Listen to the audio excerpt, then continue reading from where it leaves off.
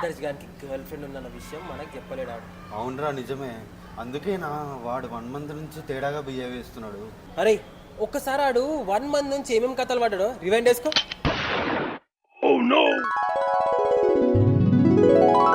అరే నాకు ఆకలి అవుతుంది, అట్లా బేగం బజార్ పోయి దోశ తినేసి వస్తాం. అవురా పోదాం. మీరు వెళ్ళండి రా, నాకు ఇంట్లో పని ఉంది.